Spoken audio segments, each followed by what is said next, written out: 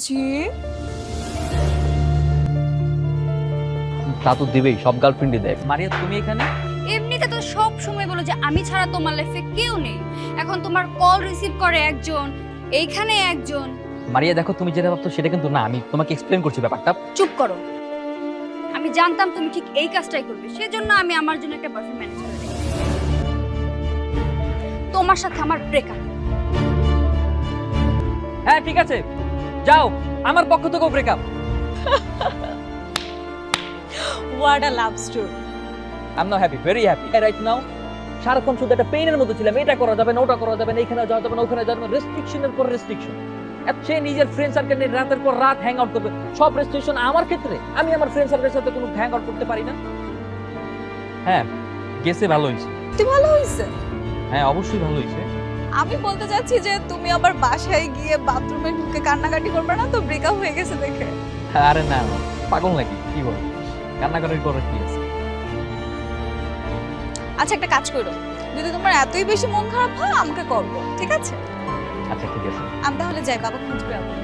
ও হ্যাঁ, বাই। আল্লাহ হাফেজ। সত্যি করে বলতো তুই কি চাস? কেন বাবা?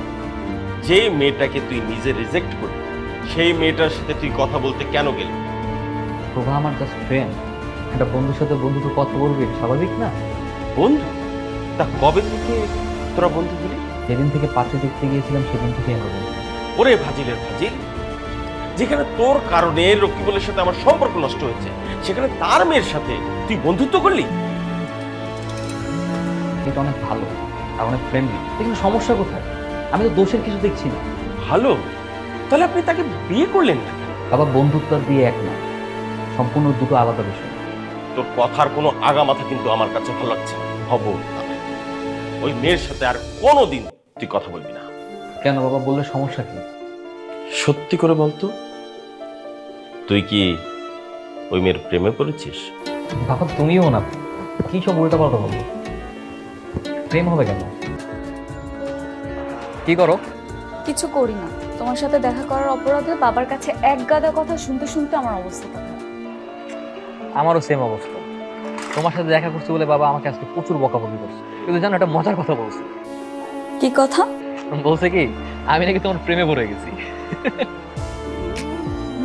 তো তুমি কি বললে?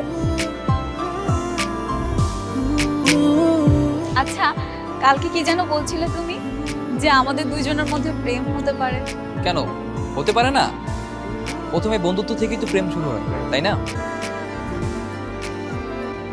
আচ্ছা ধরো তুমি আমার প্রেমে পড়ে গেলে, তখন কি হবে? তাই না, আমার তো মনে হচ্ছে তুমিই পড়বে। রেহান, আবার তুমি এই মেয়ের সাথে? তুমি না বললে ও তোমার ফ্রেন্ড? তুমি এখানে কেন আসছো? কারণ আমি ভেবেছিলাম তোমার আর আমার সম্পর্কটা আবার ঠিক করে ফেলবো, কিন্তু তুমি তো আগের মতোই আছো। তোমার সেই বয়ফ্রেন্ড কোথায়? বয়ফ্রেন্ড কোথায় থাকবে? ব্রেকআপ হয়েছে। ও আচ্ছা, বয়ফ্রেন্ডের সাথে ব্রেকআপ হয়ে গেছে তাই আবার আসছে আমার সাথে প্যাচ আপ করতে, তাই না? হ্যাঁ এসেছে। চলো না রিহান, আমরা আবার এক হয়ে যাই। এই কি করছো এভাবে রাস্তাঘাটে হাত ধরে কেউ? আমার বয়ফ্রেন্ডের হাত আমি ধরবো, তোমার কি? আমার কি মানে? আমার ফ্রেন্ডের হাত তুমি এভাবে রাস্তাঘাটে ধরবে আর আমি কিছু বলবো না? রিহান তুমি কিছু বলবে না ওকে? আমি কি বলবো? কি বলবে মানে? ওকে বকা দিবে? কেন? কারণ ও তোমার আর আমার মধ্যে কথা বলছে। হ্যাঁ, তুমি আমাদের ভিতর কথা বলো কেন? কারণ এটা সেই মেয়েটা, যেই মেয়েটা 2 দিন আগে তোমার সাথে ব্রেকআপ করে চলে গিয়েছিল, আর আবারও ব্রেকআপ করে চলে যাবে। হ্যাঁ ও ঠিকই বলেছে, তোমার সাথে আমার কোনো সম্পর্ক নেই, যাও চলে যাও, তোমার সাথে আমার breakup. Something something nothing nothing. মারি আমার হাত ধরলো, তুমি রেগে গেল কেন? তার মানে না, প্রেমে পড়া এত সহজ না, আর আমি এত তাড়াতাড়ি প্রেমে পড়ি না, বুঝলে? আমার কেন জানি মনে হচ্ছে তুমিই পড়েছো। হ্যাঁ পড়লে পড়ছি তো কি হয়েছে? কি বললা? ভাব তুমি মনে হয় পড়ো নাই, তুমি তো প্রেমে পড়ছো। হ্যাঁ পড়েছি, তো কি করবা? চলো বাসায় জানাই। তোমার মাথা ঠিক আছে? এখন যদি বাসায় জানাই কি হবে তুমি জানো? মাইর খাইতে হবে।